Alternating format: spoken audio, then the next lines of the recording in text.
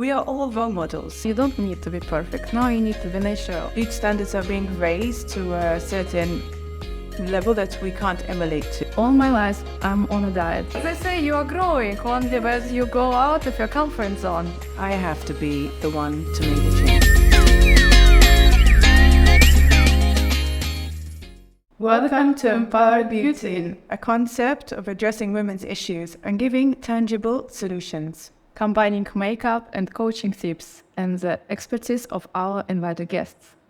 And in today's episode, we're going to talk about upbringing and self-identity and what that means to you and what that means to us as well. I can start with myself. Growing up, I grew up in London. So I lived in central London, so it was very vibrant and very artsy. My mother was very liberal, and she loved fashion, and she was very much of, self-expression. I was allowed to wear makeup from a very young age. I was allowed to experiment with hair colors as well and fashion. You mentioned that your mom was a makeup artist as well. But she became a makeup artist in my teens, later teens. But she always loved fashion. She always did her hair. She had long black hair. She loved makeup. She was tiny, she was, I emulated her. She was, like a woman to look after, in my opinion. And I felt the total opposite. I felt like a bit of a tomboy. I thought, I'm never going to be as beautiful as her, It's those female hormones or just teenage hormones in general. But I like to experiment. I loved makeup from a young age. So I remember when I was around 12, 13, I used to wear black eyeliner and dark red lips. Don't tell that you was wearing it when you went to school. No. I went to a strict boarding school, so I had to be, very prim and proper, especially in England. English schools are very prim and proper.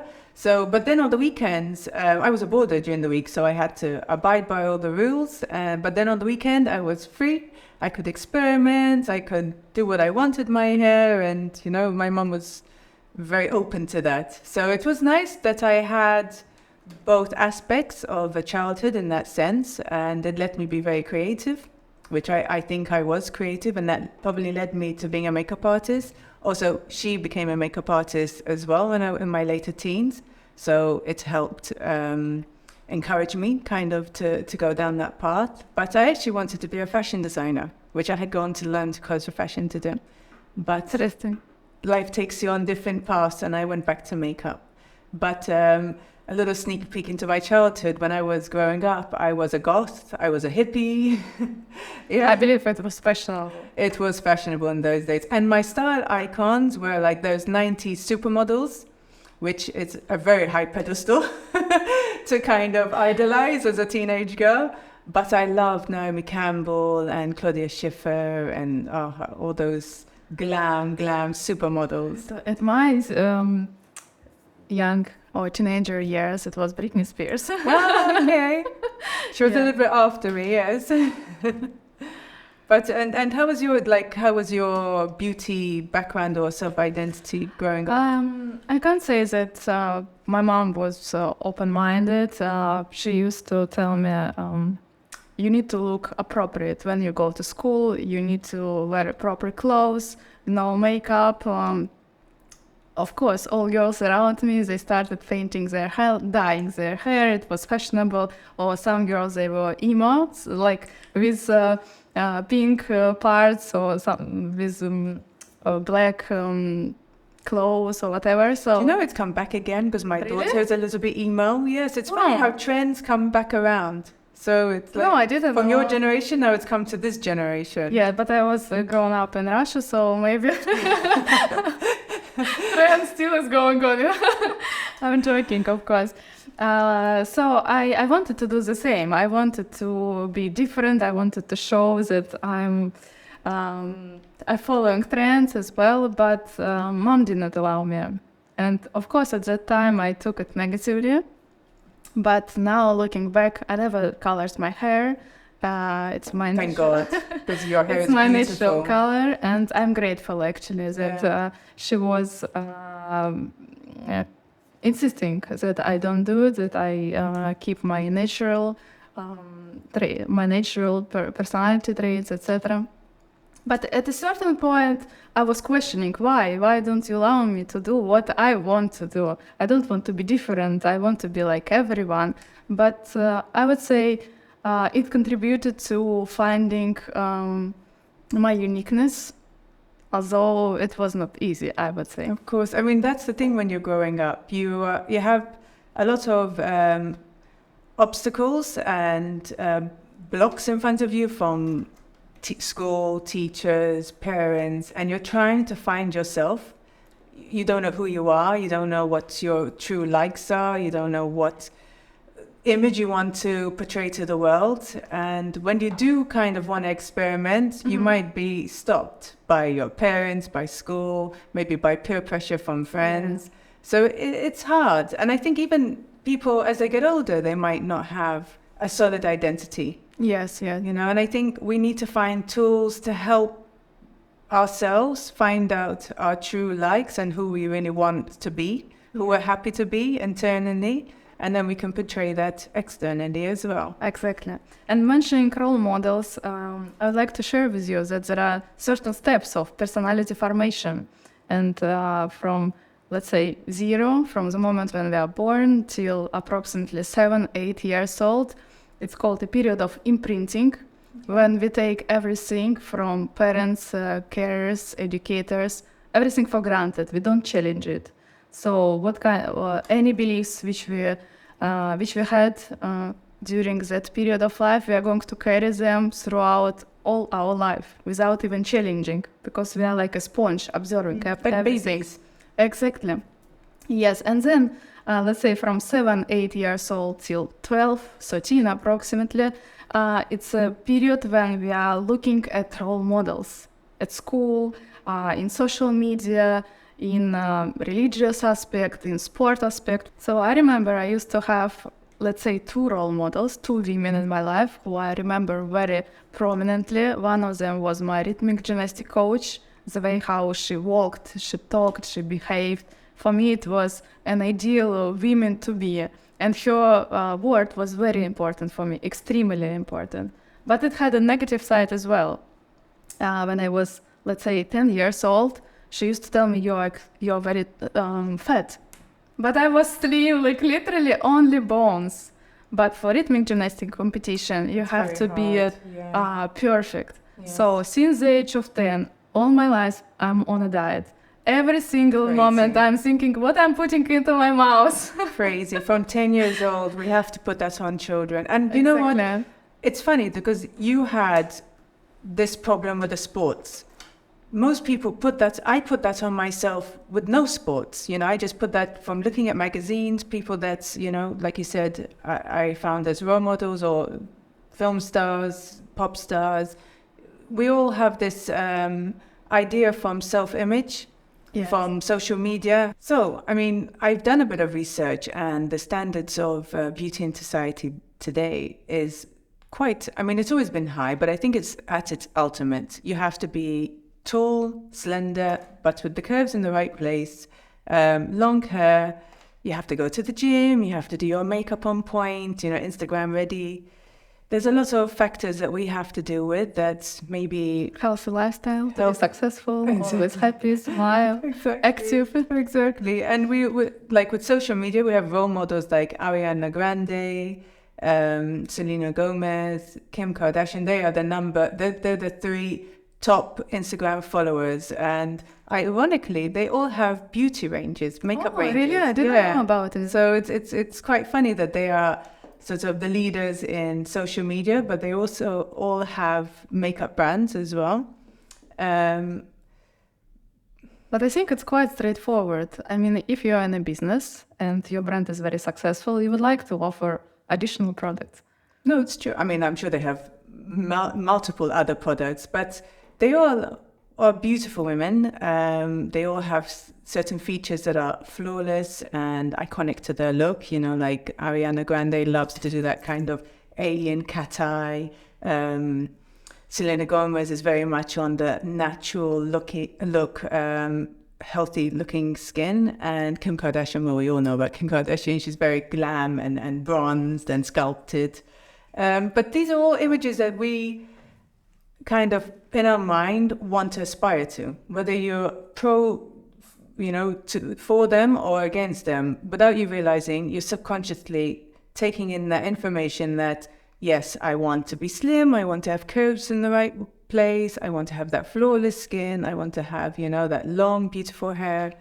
And sometimes I think it's a lot of pressure that we can't aspire to. Yes, I think our beauty standards, they are being raised all the time. Exactly. I think beauty standards are being raised to a certain level that we can't emulate to. I've been listening to a podcast recently. Fortunately, I can't remember her name, but she was saying that the beauty standards are going a bit like AI standards, with all the filters and, everything has to be perfect. It's unrealistic. Also, I heard about trends that now you don't need to be perfect. Now you need to be natural, which I like a lot. Yes, I think it's funny. You get to a heightened level of something and it becomes so saturated and everyone's so filtered that now it's the fashion is turning, I also noticed that people literally started crying on a camera. I mean, yes, we all have passed through different periods, but sometimes you can see that it's fake. Not natural. Yeah. Yes. Yeah. I mean, so now if I'm going to burst another into extreme. tears, I'm not going to put the camera on, make sure it's in the right position and then cry on cue. But they say emotions are being sold very well. Yeah, I mean, it's really funny because they're probably that 5% where they really maybe are lonely and have no one to reach out to, and maybe they feel that they're speaking to no one, but they're still putting out speaking to millions, but maybe for them they feel like it's the only way to connect with another human being. Yeah. And then it's just unfortunately then been misused, and everyone's like, okay, let's go. So your point is that we shouldn't follow standards of beauty. We need to keep in mind that we are all the human beings at the end of the day. We all should have our unique qualities, I think. And I think, yes, trends are trends. Through the years we've all, from the 20s, the 30s, the 40s, the 50s. I love all these trends, the 60s, even the 70s, even the 90s, the noughts, the 2000s. But we have to remember that trends are trends, I think was 2 years ago, it was really in fashion to have that Brazilian body. Now it's in fashion to be ultra skinny again. I mean, these are unrealistic You can't things. follow them, my You God. can't. I mean, it's impossible to kind of change your body drastically in 2 years, and to sculpt it that way, Makeup, okay, it's easier. The same as eyebrows. Eyebrows went from very thin to very thick, now they're in the middle again, And people stopped arranging them. Well, at one point let it them became grow. like granddad eyebrows. It went a little bit too over exaggerated. But you have to kind of take everything, I think, with a pinch of salt, because I'm a makeup artist, so I watch trends. I'm very interested in what's happening. I want to see what's new. I like to see what's new, but I'm not going to follow it 100%. I'll take little bits that suit my character, my style, but that's because I found my identity of who I want to portray to the world, who I am authentically to myself. And that comes with working on your inside, I love this word, identity. Yeah. I think it's very important. And it can take a lifetime to find your identity. So there's no pressure. Yes, of course. Some people are very strong character and they know who they are at 20 years old. Sometimes you take a lifetime. You find yourself at 60 years old and say, you know what, now I'm really me. I had to go through a lot of learning lessons. Yeah, but I think what I can say about myself that I'm learning something new every day, discovering something new. But that's part of life. I think for me, I feel the same. If I'm not learning, I'm not growing. And I think that's amazing that you realize that, some people don't even realize that they're learning every day. Some people are just going through the motions and they don't realize that every fall is a lesson learned. Every high is a lesson learned. You have to sort of touch ground zero to realize that life is euphoric. Yeah. And you have to grow from both sides of that scale, I think. Yeah. Returning to upbringing and cultural, social aspects. Recently I read an article about upbringing in Japan. So again, I'm with all my statistics. Up to 5 years old, parents treat the child as a king. They allow him to or her to do everything, to have fun. And then from 5 We till need to follow that in Europe, I think. yeah, and then from 5 till 15, they treat the child like a slave. Oh my God. Why such a diverse upbringing? It's crazy. Yes, and then from 15 and up, they treat the child as being an equal individual. So what do you think about it? You are a mom of two. Yes, I'm a mom of two. I have an 8-year-old and a 12-year-old. My children are spoiled rotten, but spoiled rotten with love. I believe that they should learn the values of life, learn to be independent, but I think to treat a child with not, any boundaries or, they've had everything their way for 5 years and then flip that switch to then you're really strict and life is not as joyful as it used to be. I think that's very traumatic. So really I'm taking from all this kind of information that we really need to sometimes unlearn certain habits that we grew up with and learn to accept ourselves and love ourselves and learn the negative habits that we could have grown up with. Because I think we all have certain negative habits, whether it's from parents, from school members, being bullied, or, sometimes even a small issue can make a big impact on a child. So it's you kind of have to recognize it, I think. Yeah. And then try to unlearn it and start accepting that, okay, that's the feelings I had then, but I've grown, and these feelings have to now mature the way I've matured. You mentioned a very good point. That's what basically we are doing in coaching, challenging your limiting beliefs. So, and these limiting beliefs we are accumulating throughout our life, starting from 0, 1 year, and up to current period. And we're still even having a conversation with people, watching videos, movies, reading books. From everywhere, we're taking beliefs, and either we're accepting them or we are challenging them. So we have to be really careful what we think about ourselves And what other people think about and us. what we watch as well, because you made a good point that sometimes I found I was getting into a habit of watching a lot of news and it was affecting me, and you don't realize that.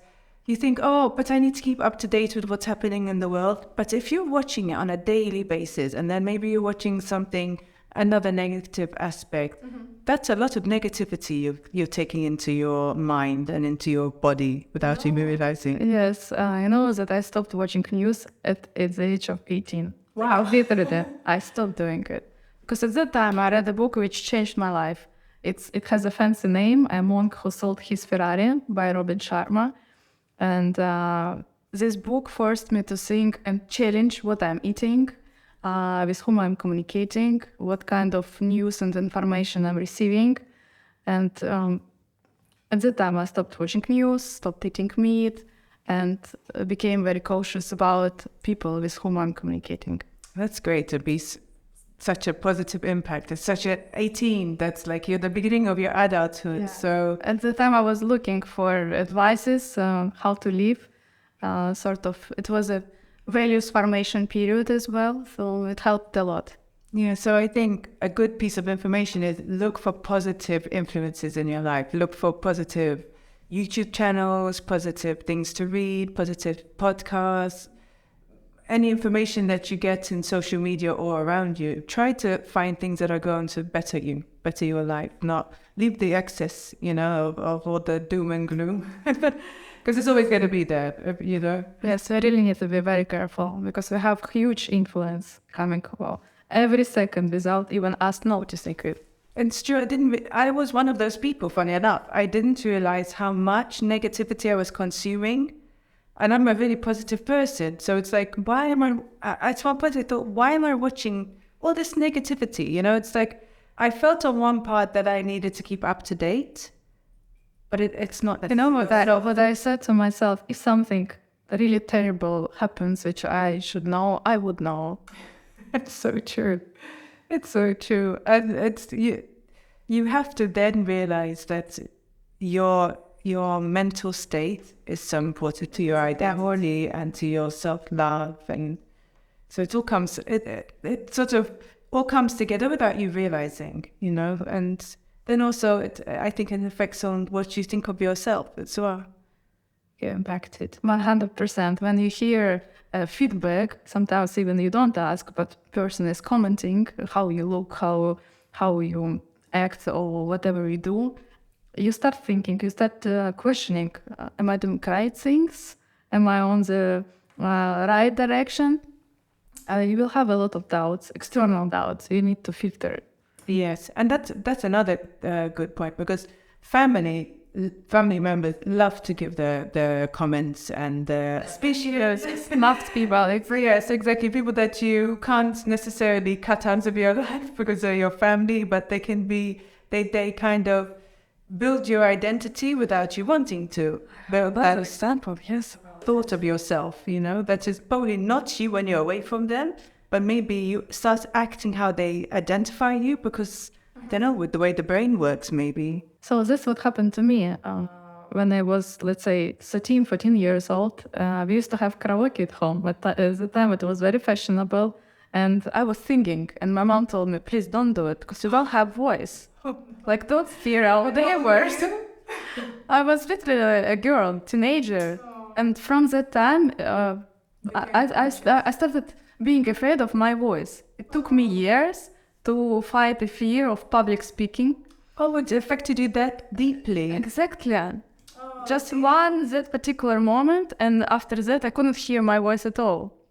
When there was a time when I had to ask a question at school or at the university, I would avoid the situations. I would go after a lesson, or I would speak directly to my tutor or teacher about my question, but I wouldn't ask when there is someone else. It's amazing how one or two comments can impact us in such a grand way. I mean, without even noticing. Yes. So I had to really challenge and questions from where this limitation is coming, because it literally was stopping me from progressing. I have to do a huge work. Even I went to Royal Academy of Dramatic Arts to learn public speaking, how to be in front of the camera, and I'm still not there yet. Yes, and you really catapulted yourself in a position that you have to use your voice, which is but they say you are growing only when you go out of your comfort zone, go out of your limiting beliefs. That's so true. I mean, but that's why we need to get this out to people. You know, you have to go out of your comfort zone, and you have to sometimes take the time to look and say, what are my weaknesses? You know, what are the things that I find that I limit myself? And then face them and try to... And the same with strengths. Yeah. You need to be aware of your strengths. That raises your self-confidence, and so you know who you are. It's that balance. You know, fix the things that you would like to fix, and just appreciate the strengths and positive things that you have in your life. And by the way, it's a very good exercise in personal development when you write a list of things which you admire about yourself, which you like, which you're good at. I challenge you guys out there. I think it's a good idea. Get a pen and paper, or even on your mobile. Write 5 traits that you love about yourself. I've done my homework. My 5 traits are: I love my determination. When I'm determined, nothing can stop me. I'm very kind. I love my kindness. I like my hair. I love my motivation. I'm quite a motivated person. And I love that I trust in my intuition. I feel that my intuition, and that's something, funny enough, the rest I had to grow and sort of nurture. But my intuition was always the one thing that I trusted blindly, and I feel that it never really stood me wrong. So what are your 5 key traits? Before I carry on with this answer, I suggest that our audience, they would write in comments the answers. Yes, we'd love to read them, for sure. So like this we can empower each other. Exactly. And actually it forces you to take note and see for yourself, you know, and you can see from other people's comments how much positivity there is. And if, because I'll be honest, The first two was easy. And then I was like, I don't know what else I love about myself. And it's fine. It was only another 3 comments to write. And it's funny that when you don't take the time to stop and reflect in yourself, you kind of don't realize, okay, what do I love about myself? And it took me a bit of time to answer the last 3. So definitely, I think write in the comments, try to really think deep and hard and list them down. Actually, it's a good exercise, but for the bravest one, you can ask feedback from your colleagues, from your loved ones, from your family, friends, to mention 5 strengths. And it's incredible exercise, what kind of feedback you get, and it really strengthens the relationship. For obviously ask people whom you trust, your respect, your parents, your brother, your sister, your close stuff with your closest friends. I think so it's less uncomfortable maybe. But also I think it's important, ask yourself first. Ask yourself deep and really kind of love yourself and say, what do I love about myself? It could be anything. It can be really that. Yeah, it can be about body, about appearance, about character, or maybe some achievements that you had in life. We should appreciate what we've done. Maybe you love to paint and you say, I love that I can paint. Oh, I'm a creative person. So you start them to be you. Oh my God. She's keeping it as a finale. Okay, so I love my hair as well. Okay. I love my character. It is a strong character. Yes, that's it. I love that I'm a determined person, committed. If I want something, early or later, I will get it. I also trust my intuition. And so far, I don't know whether it's strengths or not, I'm attracting people who are being very supportive throughout all my journey. We still have our upbringing. We're coming from families, from society, from cultural. We have all different cultures, points of view, etc. But it doesn't determine who we are 100%. It's in our hands whether we want to change something. If you're not happy about something, just go for change. Like in my case, I didn't like my smile. I didn't have a straight teeth, but I decided to change it. Like it took me 2.5 years. I had my braces, but then I was extremely proud of myself. From the day when I installed it, I started smiling and painting my lips with the bright color lipstick. Yes, because I said that's something which I wanted. That's something which I know extremely challenging, but it's my small dream, and just go for it. If you are not happy with what you have in your appearance, in your character, challenge it and change. Or it's also important to accept the way who you are. Yes, and it's true. I mean, little challenges can be achieved. Don't set yourself big challenges because then it seems always impossible, and they're possible as unachievable. And you keep on growing in life like that, I think. It's a nice way to push forward in the journey of life. And I think it's also important to mention that we all have parents, and they did the best for us, the best what they could, because they were still learning how to grow up children. Nobody taught them how to do it in the proper way. My mom has a saying: "No one gives you the book of life when you have children." Exactly. I've been hearing that for decades, and it wasn't until I became a mother myself that I really could resonate with that, because you're parenting blind. I mean, there's so much information, but still there's no guarantee if you're doing everything right, So you just have to realize that they've had to unlearn their negative things that they've gone through, and unfortunately we keep evolving like that. So yes, we have to. We should give them appreciation. Exactly. That they did their best, and give them sort of, how do you say, credit, but also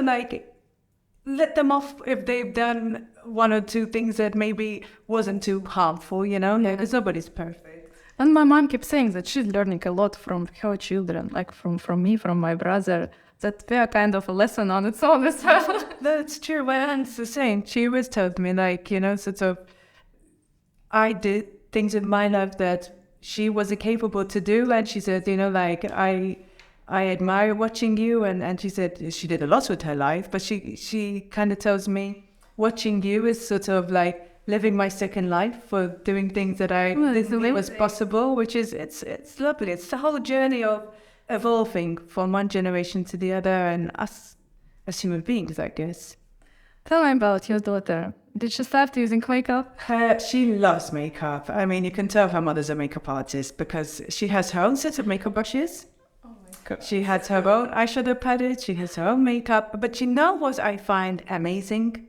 That's when she plays around with makeup, she'll go and wash her brushes afterwards. So I was But it's you are a true example. I'm pretty sure you are a role model. But you don't realize, but that just goes to show you that you don't realize how much of an effect you make on a child. They're copying of everything. Everything, imprinting everything. And what I love is that she's going to be very good at makeup because she tells me, I don't want clown colors, mummy. And she dates. She goes, I want those natural colors that blend together. I'm like, okay, she already knows what she should do, because some of the children is like every color from the palette, and just playing around, which is right, for them. But no, she knows, that she wants eyeshadow to match with the blusher and the lipstick. And she even her, she's very good at hairstyling and so on. So what do you love? Or would you like for sure to be a makeup artist? I don't mind. I mean, she can be whatever she wants to be, but she wants to be a TikToker. And I don't know about that. I'm not sure. We'll see. But I keep telling her, don't limit yourself. If you want to do makeup, you want to do hair. She loves to perform as well. She's a dancer and an actress as well. So they kind of all go hand in hand. So a performer with a creative mother. Yes. I mean, definitely I've rubbed off on her, for sure. I can see that because I have 2 children. My son is totally different, character-wise. Right? She kind of is a sponge for all these things that I do, so... That shows again that theory is correct about those personality formation stages. No, I find them in certain sentences, they will copy my sentence, my vocabulary, or the way I would have a proverb or a saying. I'm like, oh my God, it's like deja vu. They're not to me, but they would use it to someone else. And I think, wow, I really imprint on them, my goodness. So it is all, we do grow up learning without realizing that we're learning certain behaviors and mentalities at the same time. So it does put you kind of, when you start realizing these things, that we are all role models. Even if you don't have children, you could be a role model to a child that you don't even realize, even if you're not a teacher or a parent. It could be the friend of, within me and you. My daughter already starts to talk about you and your hair. She's got long, beautiful hair. And, you don't realize that the impact that you make on different people. Yeah. So it's a good idea to remember that we should all try to give positive vibes. We should all try to spread the love, and kind of try to leave every space that we've been in a more positive one, Unfortunately, not everyone would have good relationship with family and not the greatest role model examples, but we have what we have, and that it's in our hands to change the current situation if we are not happy with it, if we are not happy with our beliefs, the way how we treat ourselves, how we see ourselves, the way how we're presenting ourselves to the world. We can change it. So yes, we have to realize we are the master of ourselves. Whatever effects we might have had negative from our childhood or from certain environments, ultimately you get to a point in your life that you realize, I have to be the one to make the change. You take responsibility for your life. Yes, I think that's the only way to evolve. You can't blame other people. Yeah. I mean, life can do you some big blows, but to evolve and come stronger from them, you have to realize that you are the one to make that change. And I think once you realize you have that power, you will shed those negative experiences. You will forget, for sure you don't forget, but it will help you shed them and not carry it around like a suitcase on your back, Exactly. So that was our episode about upbringing and self-identity. Yes, it was very deep, and we could have really delved in much more. It's such a interesting topic. I really enjoy talking about it. And if you like to continue watching us grow on our journey and be part of our journey, hit the subscribe button, follow us on our social media. Don't forget to switch on notifications, and we'll catch you next time. See you soon. Bye.